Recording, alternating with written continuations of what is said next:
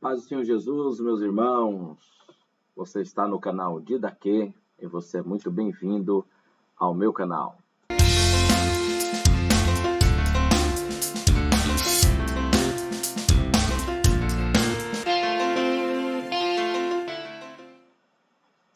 Muito bem, no vídeo de hoje nós estaremos comentando mais uma lição das lições bíblicas da CPAD do terceiro trimestre de 2022. A lição de número 6 será a lição comentada de hoje.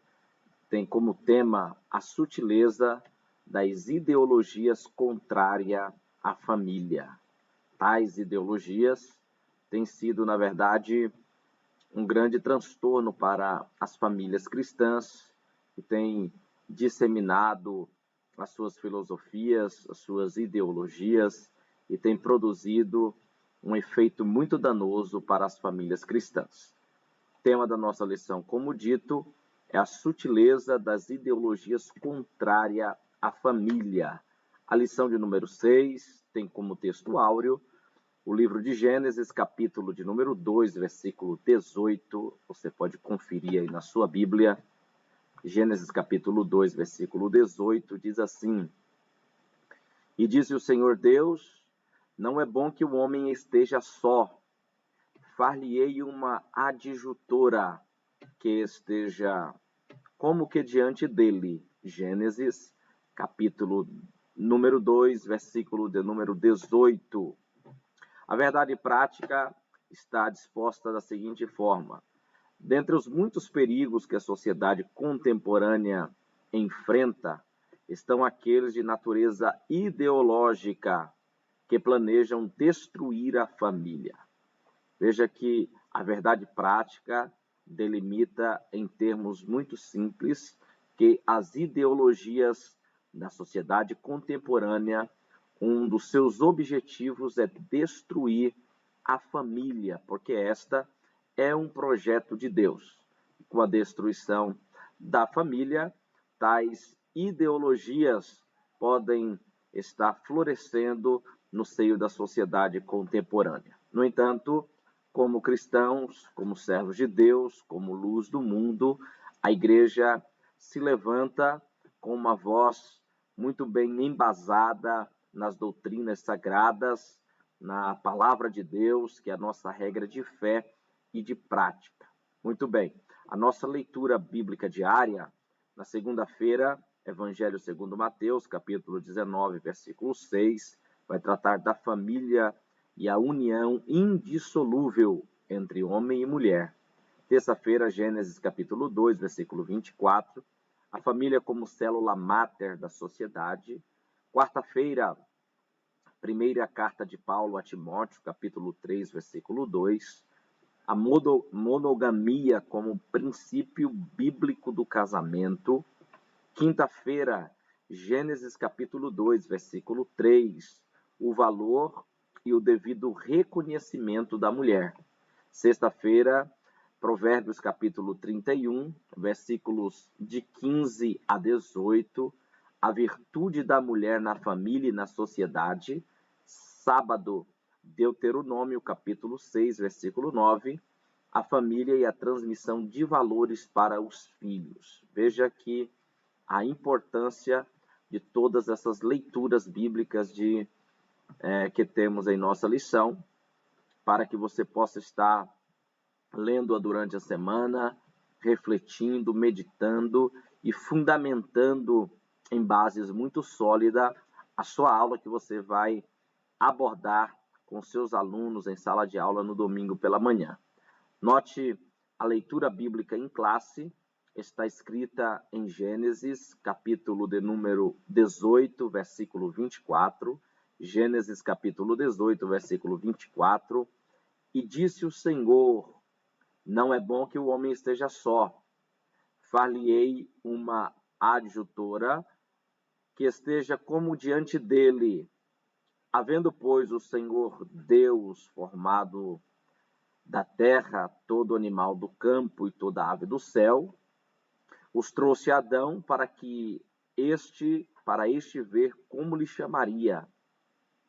E tudo que Adão chamou a toda alma vivente, Isso foi o seu nome. Adão pôs os nomes em todo gado, toda ave do céu, todo animal do campo, mas para o homem não se achava adjutora que estivesse como diante dele. Então, o Senhor Deus fez cair um sono pesado em Adão, e este adormeceu. E tomou uma das suas costelas, e cerrou carne em seu lugar. E da costela que o Senhor Deus tomou do homem, formou uma mulher, e trouxe-a a Adão.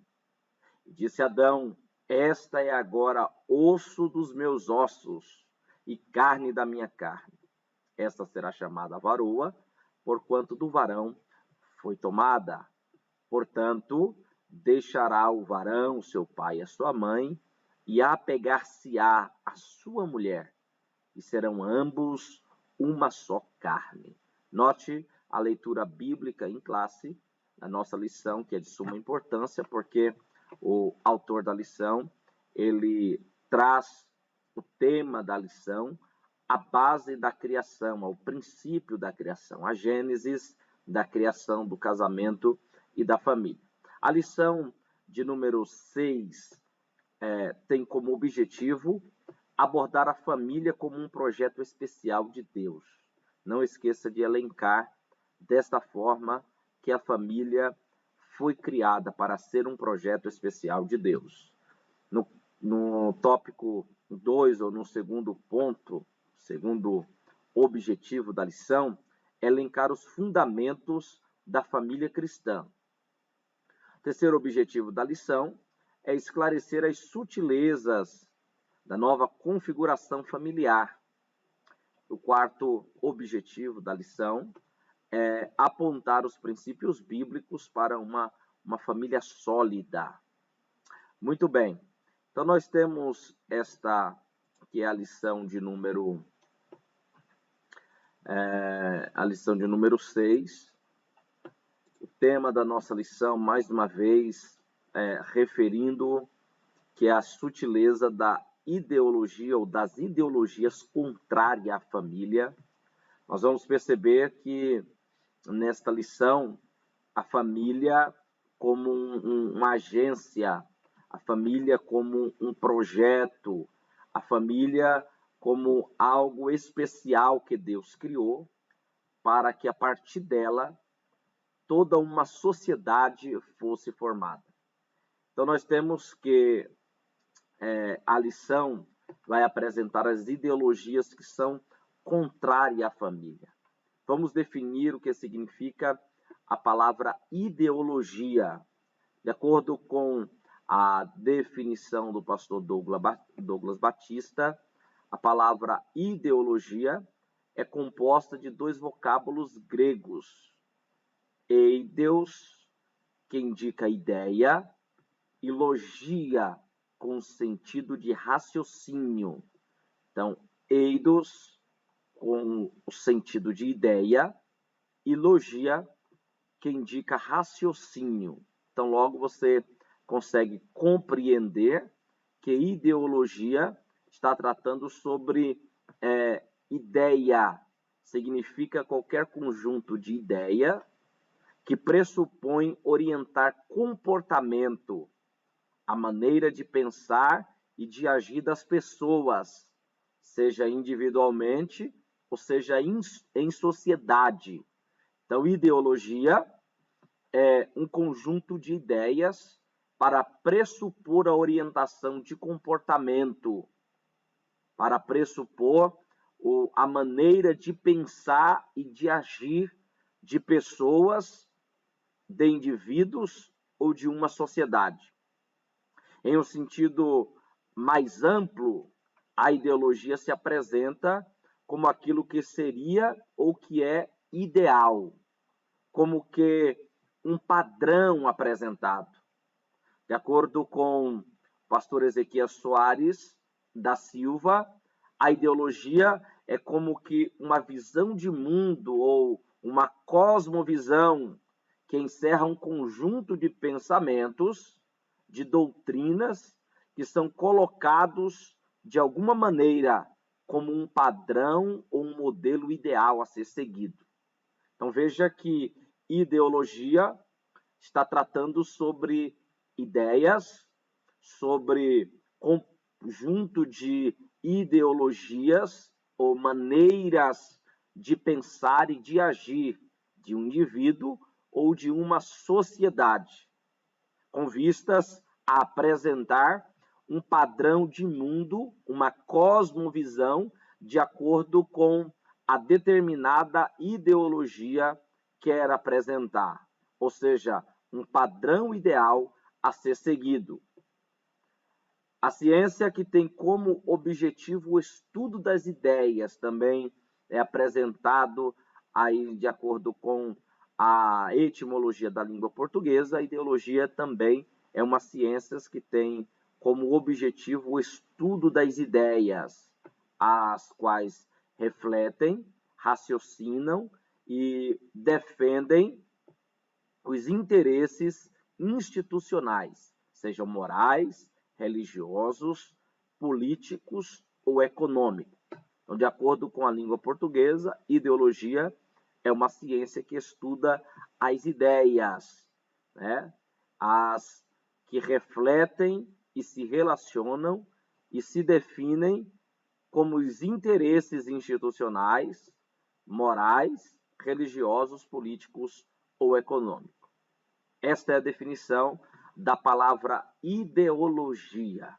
Mas como a lição está tratando sobre ideologia contrária à família, é pertinente também que façamos uma definição bíblica, um padrão bíblico normativo daquilo que é família. Então, família, de acordo com a nossa confissão de fé, a confissão de fé das Assembleias de Deus, aí de 2017, na página 203, diz que a família é uma instituição criada por Deus, uma instituição criada por Deus, que é imprescindível à sua existência, a formação e a realização integral do ser, sendo composta de pai, mãe e filhos, quando houver. O Criador, ao formar o homem e a mulher, declarou solenemente, está aí na nossa leitura bíblica em classe, deixará o varão seu pai e a sua mãe, e apegar-se à sua mulher, e serão ambos uma só carne. Então veja que esta é a definição de família de acordo com a nossa confissão de fé, a confissão de fé das Assembleias de Deus. Eu quero incentivá-lo a comprar, a adquirir este livro muito importante que tem todas as doutrinas bíblicas de acordo com a perspectiva da Assembleia de Deus, Ministério do Belém, que apresenta todo o sistema de doutrinas bíblico na perspectiva de fé que as Assembleias de Deus creem nas doutrinas bíblicas. Então, é um livro bem baratinho, você deve adquirir para você também crescer na graça e no conhecimento do Senhor. Se você chegou até aqui nesse vídeo, quero convidar você a curtir o nosso vídeo, inscrever-se no nosso canal e também compartilhar este conteúdo com alguém para que possamos continuar divulgando doutrina bíblica de qualidade, doutrina bíblica saudável e possamos alcançar o maior número de pessoas possível. Temos aqui também a nossa canequinha do canal de Daqui. Se você quiser, você pode estar adquirindo esta canequinha para que você tome o seu café, a sua água, o seu chá. Muito bonita, tá bom? Muito bem. Então, de acordo com a Bíblia, Gênesis capítulo número 1, versículo 27, Deus criou o homem, à sua imagem e semelhança, os fez, macho e fêmea. Deus criou o homem à sua imagem, a imagem de Deus os criou, homem e mulher os criou. Então, note que, de acordo com a definição bíblica de família, de sexo criado por Deus, só existem dois sexos, macho e fêmea, homem e mulher. Cientificamente falando, os cromossomos que definem os sexos são os cromossomos XX e XY. XX e XY. Isto é ciência. De acordo com a ciência, só existem dois sexos, dois gêneros criados pelo Senhor Deus. Homem e mulher os criou. Então nós vemos no capítulo 1 do livro de Gênesis, a Gênesis, por assim dizer, ou o início, a criação da família. Então Deus fez a família, Deus criou o homem e a mulher, e nesta perspectiva, de acordo com a imagem de Deus, Deus os criou para dominar. No Gênesis capítulo 1, versículo 28, está dito que esta família que se iniciaria com Adão e Eva deveria sujeitar a terra, dominar sobre os peixes do mar, sobre as aves do céu e sobre todo o animal que se move sobre a terra. Uma das atribuições de Adão era exercer o domínio, o governo sobre a criação que Deus confiou em suas mãos. Deus também os abençoou e disse: sede fecundos, crescei e multiplicai, frutificai, enchei a terra, sujeitai-a, dominai-a. Então Deus abençoou Adão e Eva e ordenou que eles fossem fecundos, que eles frutificassem, que eles enchessem a terra de descendente. Então o casamento é uma criação de Deus e, como tal, é um ambiente no qual Deus derrama as suas bênçãos com alegria. Isso está em Gênesis capítulo 1, versículo 28, onde Deus os abençoou. O verbo abençoar no hebraico é beraca, que significa o ato de conceder verbalmente boas coisas ou coisas boas. Então, esta bênção sobre o casal Adão e Eva significa que Deus se voltou inteiramente o seu rosto de modo favorável para beneficiá-los. Deus voltou o seu rosto literalmente para favorecer e beneficiar Adão e Eva, o primeiro casal, o ambiente do casamento. Então temos que Deus criou a família, constituiu a família, e a família é constituída por um homem e por uma mulher. Então nós temos que o texto, ou o primeiro tópico da nossa lição, vai apresentar para nós aí o conceito de família, a família na perspectiva de Deus. Nós vamos perceber que quando os fariseus vieram consultar a Jesus acerca da questão do divórcio, portanto, temos o Senhor Jesus mostrando que no princípio Deus não criou a família para que esta ruína do divórcio viesse alcançar a família. Deus não criou a família para que essa viesse a sucumbir. Quando os fariseus consultam Jesus, Jesus diz: o que Deus ajuntou, o homem não separe. Muito embora dentro do contexto da lição de número 5 que nós vimos na semana passada, nós vimos que há a causa de exceção, e a causa de exceção são duas dentro da perspectiva bíblica do Novo Testamento. O Evangelho de Mateus, o Senhor Jesus apresenta a causa de exceção para o divórcio como sendo a prostituição, quando há o adultério, quando há a infidelidade conjugal, é uma causa de exceção. No entanto, é sempre incentivado, recomendado, aconselhado que haja o perdão e a reconciliação. Não é porque há uma concessão para que seja desfeita a família ou o casal que isso deva acontecer. Sempre há um ambiente para o perdão e a reconciliação. Frise muito bem isso em sala de aula com seus alunos, para que fique muito claro que, embora haja uma causa de exceção, não é lícito, não é viável que assim se faça, que haja o ambiente da reconciliação. Jesus reconheceu que a família é a instituição divina, e foi Deus e não o homem quem criou. A família é a célula máter da sociedade. A família é a instituição criada por Deus para ser a base de toda a sociedade. Isso está em Gênesis, capítulo 2, versículo 24. Leia esse texto com seus alunos em sala de aula, porque a família, no contexto bíblico, ela é a base da sociedade, ela é a célula máter da sociedade. A degradação da família moderna está no topo dos principais problemas sociais,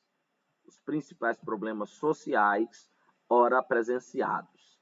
Então, além desta questão tão terrível que temos vivenciado no contexto da sociedade que estamos vivendo, onde 1 em cada 3 casamentos acaba em divórcio, onde o casamento cresceu nas últimas décadas em uma escala de 17%, nesta mesma proporção, ou na proporção inversa, o número de divórcio cresceu pelo menos 269%, enquanto o casamento cresceu 17%, o divórcio 269%. Então, nós precisamos buscar em Deus, buscar no Senhor a orientação, buscar no Senhor o refúgio, buscar no Senhor a graça para que a família cristã continue sendo preservada no meio desta geração perversa e corrompida. Note que temos aqui, irmãos, algum texto de bastante relevância para apresentar a família como a célula máter da sociedade, pois o homem é um ser social. Como disse Deus ao criá-lo, não é bom que o homem esteja só. Então, o primeiro ambiente onde o homem se relaciona com alguém é no ambiente familiar, onde ele vai se relacionar com as pessoas da sua família. A família, como a célula máter da sociedade, ela é muito importante, ela é muito relevante, porque sem a vivência ou a convivência em família, não existe convivência social. O homem não deve estar só. O homem não foi criado para estar só. O homem é um ser relacional, que se relaciona com as pessoas. E sem a família, este relacionamento, esta convivência social, está comprometida. O homem é um ser social, que nasce e vive em sociedade. Ao nascer, já é parte de uma família, principal meio social humano, que costumamos chamar de célula máter na sociedade.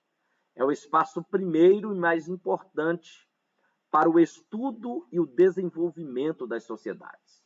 Veja a importância da família. É nela onde está o esteio para que o novo membro da família possa desenvolver o seu relacionamento em sociedade.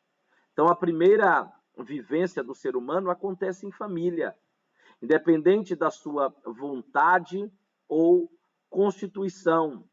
É a família que lhe dá o nome e o sobrenome, que determina a estratificação social. É a família que lhe concede o biotipo específico de raça e que o faz sentir ou não membro aceito da mesma. Portanto, a família é o primeiro espaço para a formação psíquica, moral, social e espiritual da criança. Note a importância da família. É na família que a psique, que a moral, que a sociedade, que é o conceito social e espiritual é desenvolvido na criança. É no espaço da família, é no ambiente familiar. Eis aí o porquê a família é a célula máter da sociedade. Uma família desordenada, desregrada, acaba gerando também seres ou membros dessa família da mesma forma, da mesma constituição social, moral, psíquica e até espiritual. Note que há um papel sendo desempenhado importante, de suma importância pela família. Mesmo que muitas vezes ela não perceba que é o dos educadores, ou o papel de educar, porque cabe à família a formação do caráter, dos valores e das regras morais, que posteriormente serão introduzidos pelos indivíduos como um código pessoal de conduta ética. A chamada educação de berço continua sendo de suma importância, jamais pode ser conseguida em outros espaços sociais, como o colégio ou até mesmo na igreja. Então, note que o papel de educar cabe à família. Isto está disposto até mesmo na Constituição Federal, que a família é que cabe o papel de educar. Em nossa sociedade, a família que introduz a criança no meio social. É a família que escolhe ou, em parte, seleciona a partir das suas próprias referências as pessoas com as quais as crianças irá se relacionar, bem como dirige o modelo, dirige o modo e onde esta relação se dará. Assim como instituição social, a família reflete transformações culturais dos povos, valores, usos e costumes, hábitos, pensamento religioso e político. Note a importância da família. É neste ambiente familiar que o indivíduo ele vai sendo educado com valores sociais, com valores culturais, com valores como usos e costumes, hábitos, pensamento religioso e pensamento político. Veja a importância da família. Veja como a família desempenha um papel de suma importância, queridos. Então, nós temos que é na família, nessa célula máter da sociedade, que o indivíduo ele passa a se desenvolver, a crescer, a passar por este processo de aprendizado inicial, a educação de berço, até que venha a ser um cidadão, né, constituído de valores éticos, morais, sociais, um ser pensante. Então, a família ela tem a sua importância. A família é a instituição divina e, por isso, a célula máter da sociedade. Muito bem, este foi o tópico 1. Nós estamos indo para o tópico 2, que tem como tema fundamentos da família cristã. Então, o primeiro fundamento que vai ser apresentado pelo tópico 2 é o casamento monogâmico e heterossexual. Casamento monogâmico, o indivíduo só pode casar e ter um cônjuge. Então, o casamento onde tinha aí o conceito de poligamia era às vezes até tolerado por Deus no conceito da antiga aliança, mas nunca foi aprovado por Deus. E você pode perceber que em todo o contexto de casamento, especialmente nos patriarcas, onde a relação foi um casamento com mais de uma mulher, onde as famílias experimentavam muito sofrimento. Nós vimos no relacionamento de Jacó com as suas esposas, nós vimos isso no relacionamento de Abrão com Sara, quando esta fez a concessão para que ele tivesse um filho com Agar. Nós vemos isso acontecer por vezes no Antigo Testamento. O relacionamento que Ana tinha com Penina e como isso trazia dificuldade para a família, para o marido. Então, o casamento, na perspectiva de Deus, é um casamento monogâmico e heterossexual. O indivíduo só pode ter um cônjuge. Este é o princípio ensinado e exigido no Novo Testamento.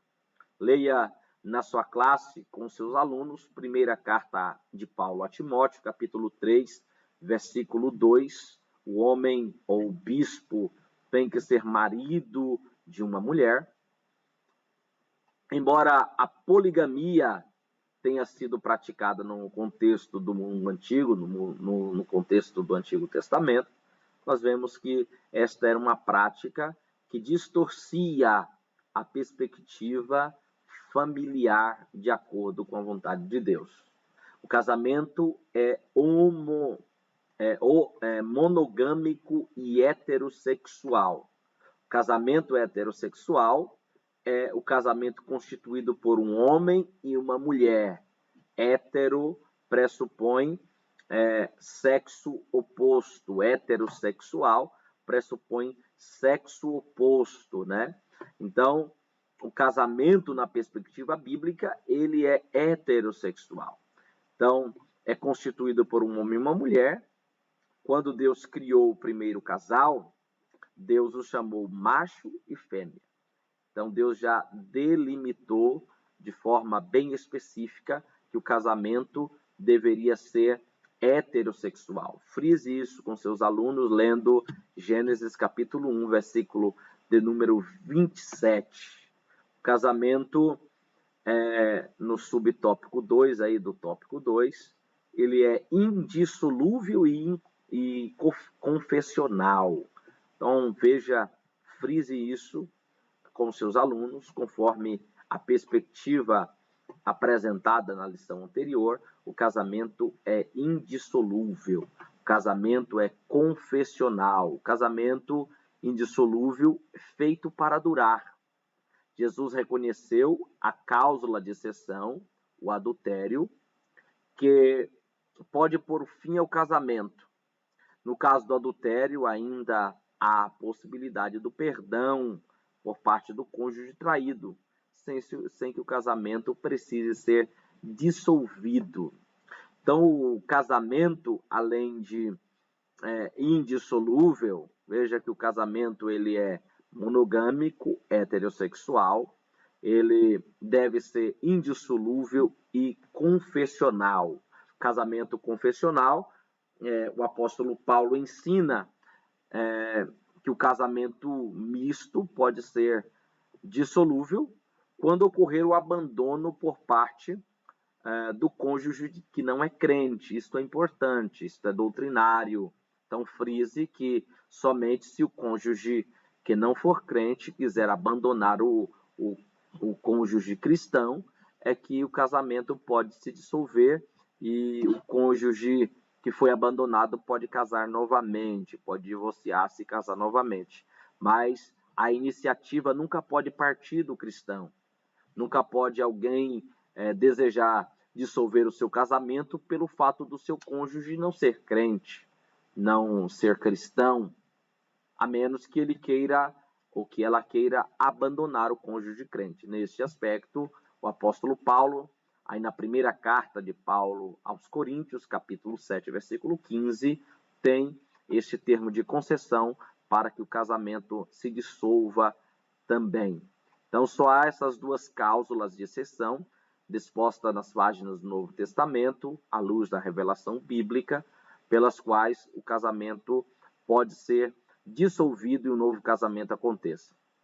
Caso contrário, isso vai abarcar com que o cônjuge que divorciou acabe cometendo adultério e o cônjuge também, que foi através do casamento que foi desfeito, o outro cônjuge também passa a prática do adultério. Então veja que, ainda no tópico 2, o casamento é indissolúvel e confessional. Outro princípio importante para se considerar no contexto do casamento cristão é a questão da confessionalidade. A Escritura preceitua que não deve haver união entre crente e incrédulo. Então veja que se você é crente, ou se algum dos irmãos que são crentes, nunca deve entrar pelo caminho de casar-se com um descrente. O apóstolo Paulo apresenta isso como sendo colocar-se sob julgo desigual. Então isso pode trazer algumas dificuldades, alguns prejuízos para o seu relacionamento. Então, deve-se evitar o casamento misto, o casamento que o cristão ele se envolve com o não cristão. Porque, às vezes, acontece até mesmo de um cristão desviar-se do evangelho, sair da igreja por conta de querer agradar o cônjuge que não é cristão. Então isso é muito perigoso, pode trazer sérias dificuldades para o casamento e deve-se ser evitado. Então, no contexto que Paulo fala do casal onde um dos cônjuges é crente, é cristão, e o outro não, é no ambiente em que os dois eram descrentes, eram ímpios, mas um deles se converteu e o outro não quis se converter. Então, neste contexto, disse o apóstolo Paulo, não convém que o crente ou que se converteu deixe o seu cônjuge pelo fato dele não ser crente. Se ele consentir, se ela consentir em viver com você sendo crente, não deve se desfazer o casamento por conta disso. Tá claro? Então, a Escritura preceitua que não deve haver união entre crente e incrédulo. Então, este é um ponto pacífico, a questão do casamento confessional. Você deve se casar com alguém que professa a mesma fé que você em Jesus Cristo, para que isso não traga dificuldade para o seu leito conjugal, a sua vida conjugal. Temos que a monogamia, a heterossexualidade e a indissolubilidade são fundamentos da família cristã. Muito bem. Nós temos aqui ainda o tópico 3, que vai falar sobre a sutileza da nova configuração familiar. Então, nós temos aqui um perigo muito grande. Está preceituado aí que o STF, em 2011, reconheceu a união homoafetiva como núcleo familiar, como qualquer outro. Em maio de 2011, em outubro de 2011, o STF, Supremo Tribunal Federal, determinou que o mesmo reconhecimento que se aplica para os casamentos. Então, aí no ponto 3, o CNJ, Conselho Nacional de Justiça, publicou em uma resolução em que regulamentava os trâmites e proibia os cartórios de recusar a celebração de casamento civil e a conversão da união estável em casamento entre pessoas do mesmo sexo. Então, a partir de 2011, nós temos que o casamento entre pessoas do mesmo sexo foi tornado legal no Brasil. A legislação permite que pessoas do mesmo sexo se casem. O casamento entre pessoas do mesmo sexo é uma nova configuração familiar que está estabelecida pela legislação federal, pela Constituição.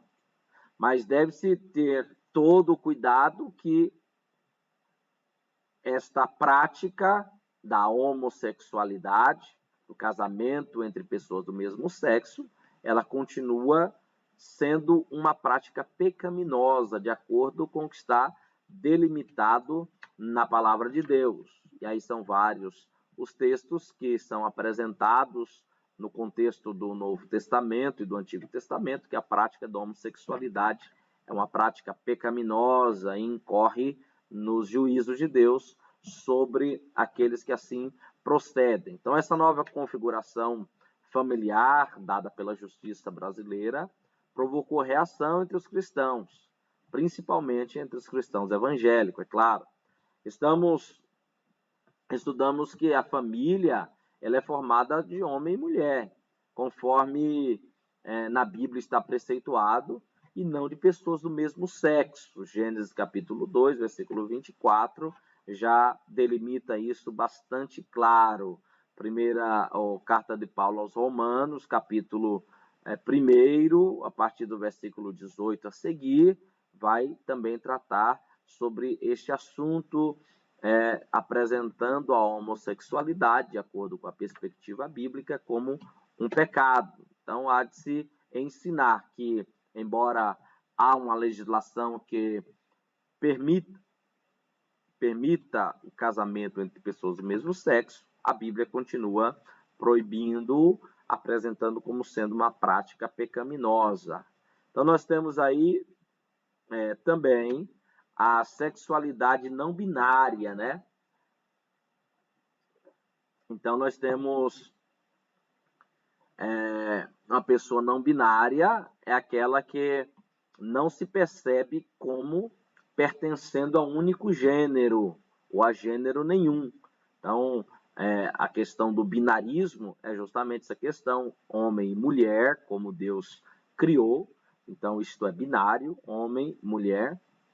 Mas existem pessoas que se identificam como não binária. Isso quer dizer que a pessoa ela se identifica como não tendo sexo binário, homem e mulher. Ela não se identifica como homem nem como mulher. Ou alguém que nasceu mulher se identifica como sendo homem. E alguém que nasceu homem pode se identificar como sendo mulher. Então, nós temos aí um movimento LGBT que tem se debruçado sobre essas questões, e agora as siglas só aumentam e as letras para designar os grupos não binários, pessoas que não se identificam como o sexo biológico de nascimento, né? Então, elas dizem que elas nascem biologicamente com sexo, mas elas não se identificam com aquele sexo, né? Então, tem até a sigla LGBTQIA+, que é para abarcar todo tipo de gênero, né? Com o qual a pessoa possa se identificar. Já existe no Brasil mais de 100 distinções de gêneros, mais de 100 aplicações de gêneros, né? Pessoas que se identificam como mais de 100 gêneros diferentes. E aí há um perigo muito grande no sentido de que tais pessoas se identificam com gêneros diferentes e entra em xeque questão de sexualidade distorcida, sexualidade homoafetiva, sexualidade bestial com animais, né? Para que vocês pesquisem, existem pessoas que se identificam como sendo um cachorro, isso mesmo. Tem pessoas que se identificam como sendo um animal, um cachorro. E essas pessoas, você pode encontrar vídeos aí pela internet, elas andam como cachorro, vestem fantasia de cachorro, são levadas para passear por pessoas como se fosse um cachorro. Existe até vídeo de pessoas com esse tipo de aberração, andando pelo shopping, pelas ruas da cidade. Então, são distorções muito sérias que acontecem na questão da sexualidade, né? Aí, nessa questão de sexo não binário, também a sexualidade fica em xeque, porque abarca sexo entre parentes, né? O incesto de pai com filhos, de irmão com irmãs. Abarca também a questão da pedofilia, que é uma questão muito séria, criminalizada, tipificada no Código Penal. Então, há de se ter muito cuidado ao ensinar também em sala de aula, porque as pessoas aí que se identificam como não binárias, elas são pessoas, né? São seres que precisam também da graça de Deus, que precisam ouvir o Evangelho, arrepender-se dos seus pecados e devem ser tratados como qualquer outra pessoa sem nenhuma discriminação, né? Mas nós não podemos, de acordo com a perspectiva bíblica, que é a nossa regra de fé e prática, nós não podemos aceitar tais práticas, admitir tais práticas que são práticas pecaminosas que não podem ser admitidas de acordo com a palavra de Deus. Então, a pessoa não binária, ela é alguém que não se identifica com um único gênero. Ela pode se achar homem ou mulher. Ela pode se achar outra com outro gênero também. Pode se chamar de um outro gênero. Então, é algo que a gente precisa enfatizar muito bem em sala de aula com os alunos, para que fique muito claro. Significa também que, ao mesmo tendo um órgão genital de determinado sexo, não se reconhece dentro daquele gênero.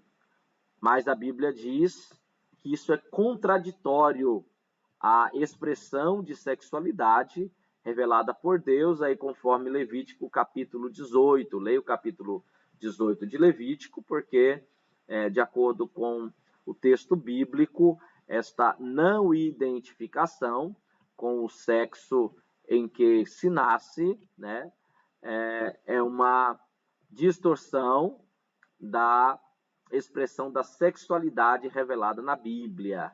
Então, de acordo com a ciência, homens nascem com cromossomo X, Y, mulher nasce com cromossomo XX. Então, não existe como misturar os gêneros.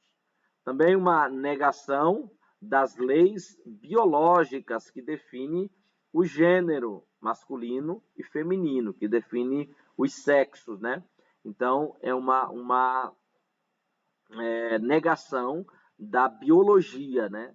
A ciência define aí os seres homem e mulher como sendo marcado pelos cromossomos XY para homem e XX para a mulher.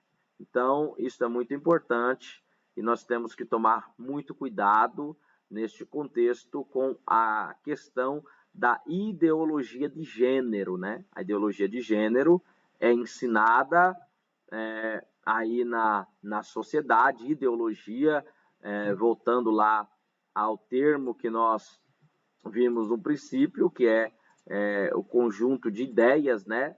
Ideias, normas, né?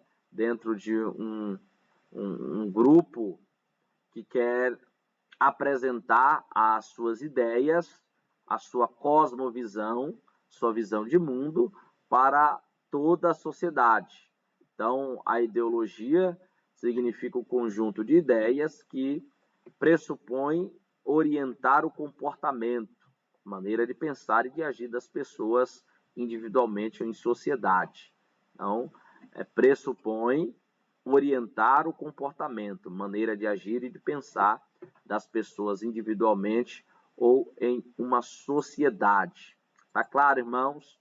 Então, vamos ver aqui um texto que é importante, de acordo com a Constituição Federal, porque a ideologia de gênero ela foi tentada a implantação aí por algumas vezes, por alguns partidos de esquerda que governaram o Brasil há um tempo atrás, e tais ideologias elas vão contra a Constituição brasileira, né? Por exemplo, o artigo 226 da Constituição brasileira diz que a família é a base da sociedade e ela tem a proteção especial do Estado.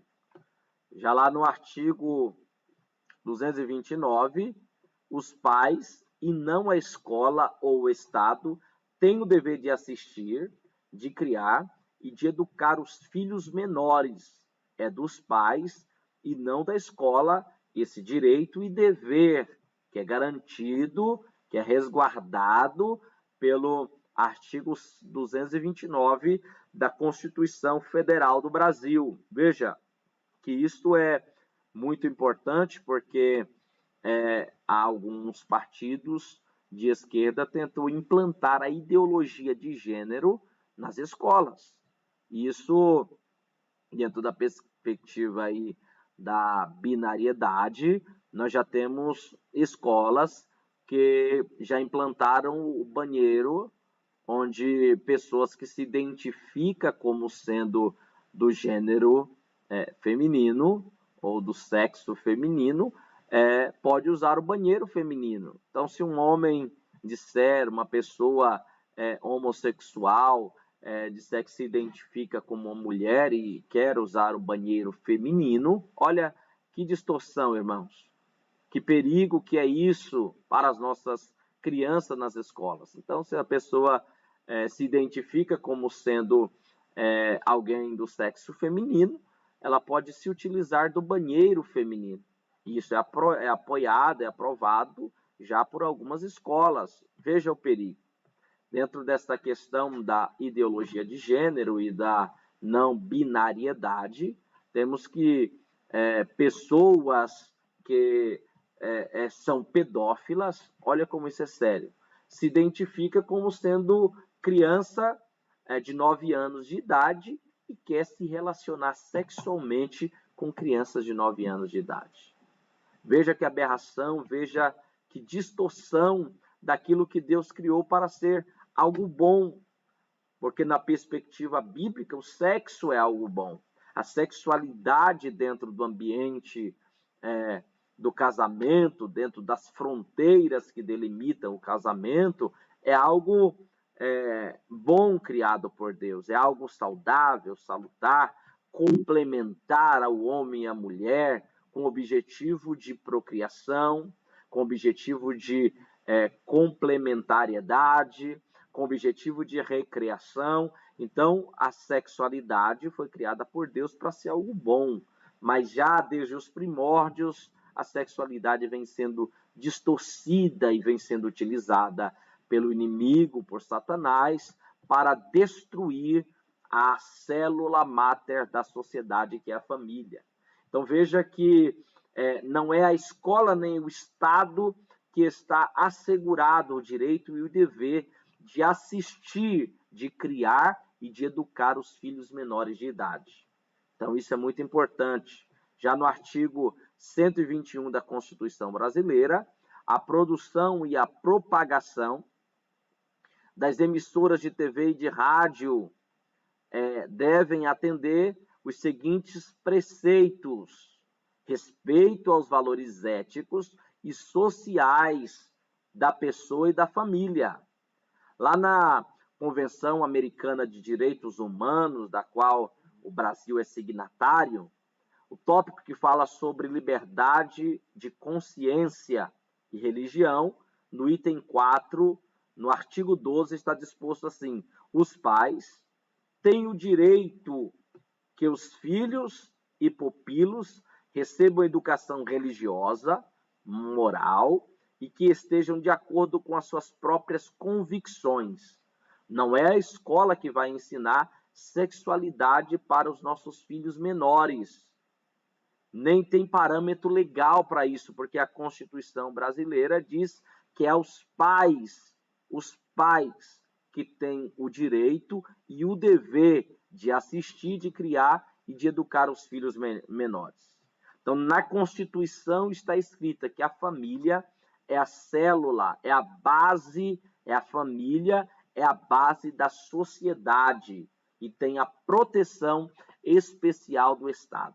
Então, sabe que essas ideologias, esta questão da heteronormatividade, como é chamada nos dias atuais, visam justamente abolir a família tradicional, de acordo com os valores ensinados pela Bíblia Sagrada. Em muitas escolas já não se pode mais realizar Dia das Mães, Dia dos Pais. Quando se abre o material didático, a família já não é mais apresentada da forma tradicional como pai, mãe e filhos. Já existem outros modelos de família apresentados nos materiais didáticos das nossas crianças. Então veja que a família está em risco, a família está sob ataque, é uma sutileza a forma como o inimigo vem atuando para destruir a família.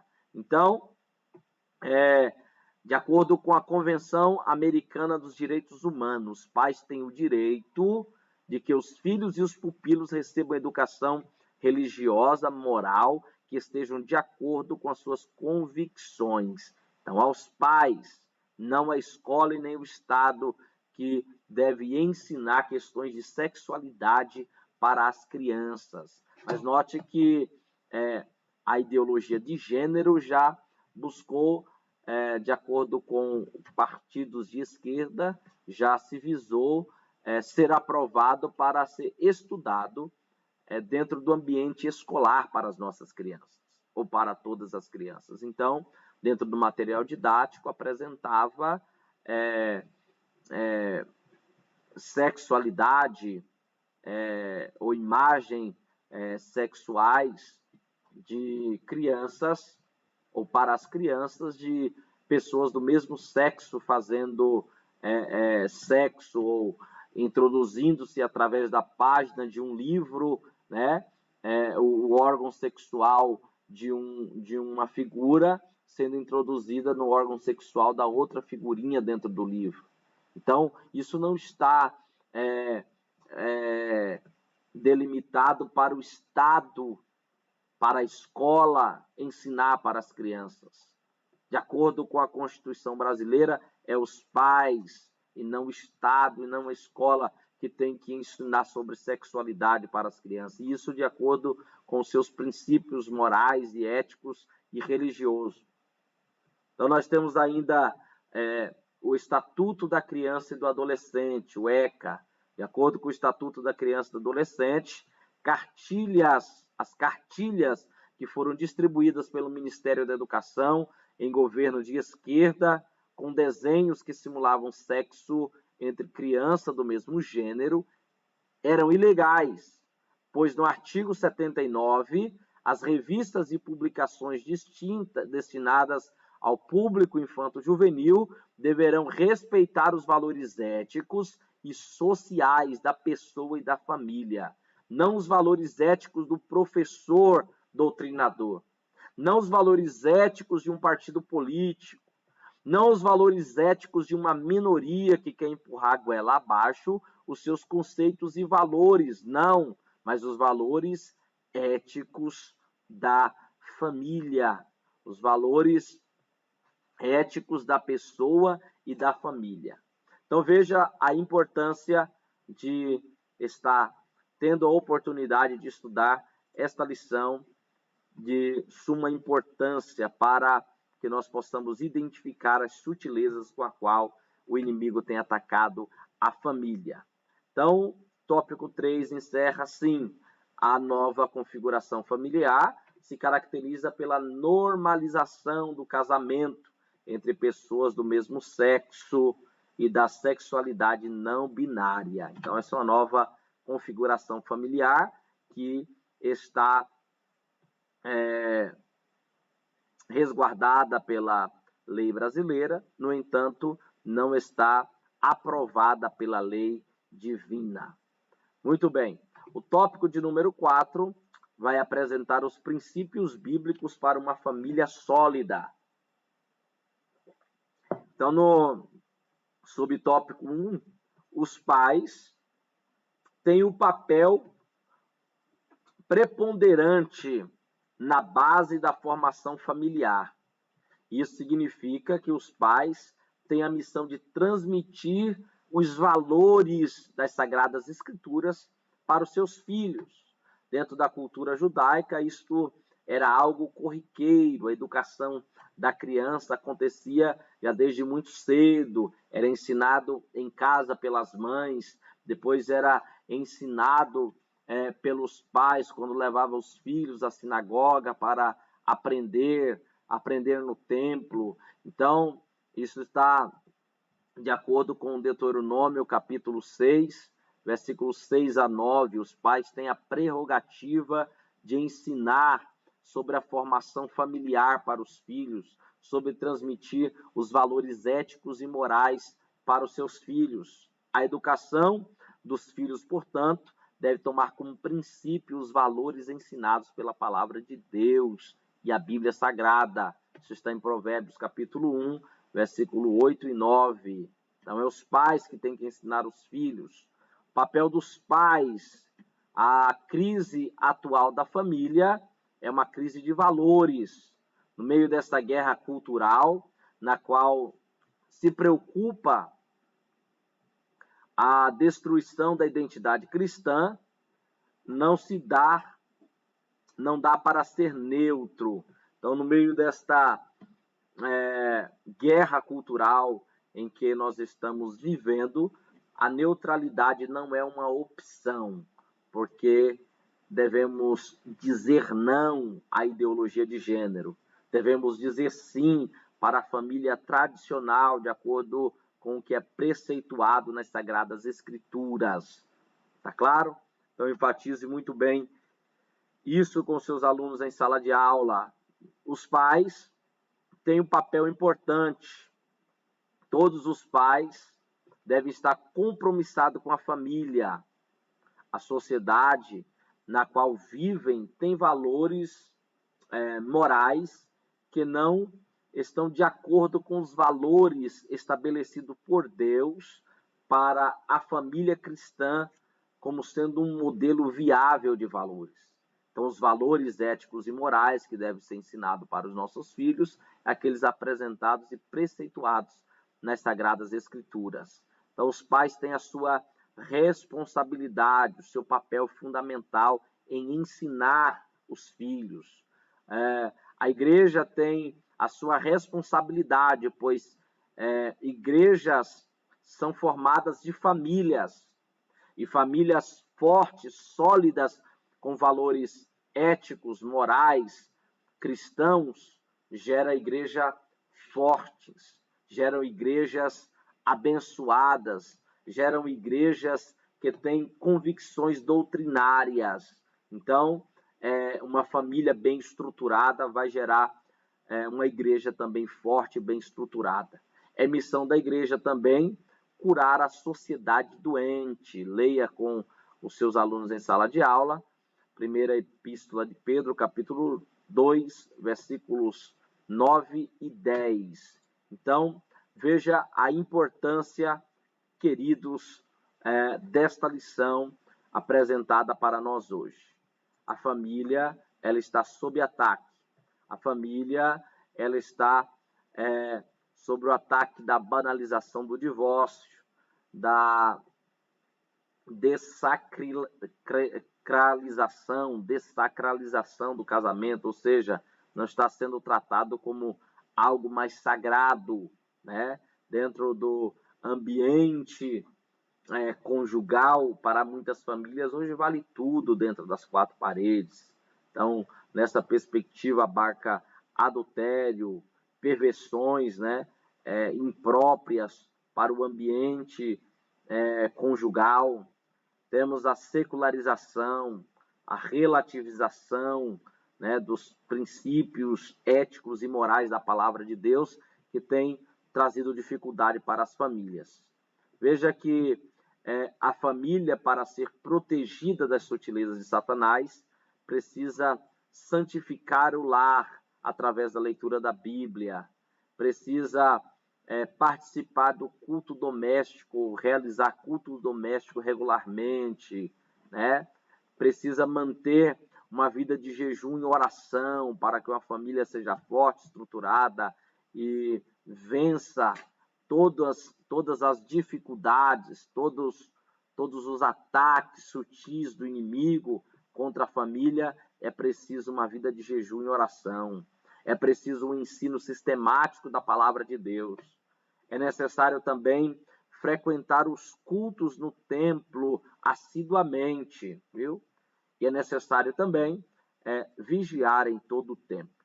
Então veja que esta foi a lição de número 6, que trouxe este tema bastante importante, a sutileza das ideologias contrárias à família.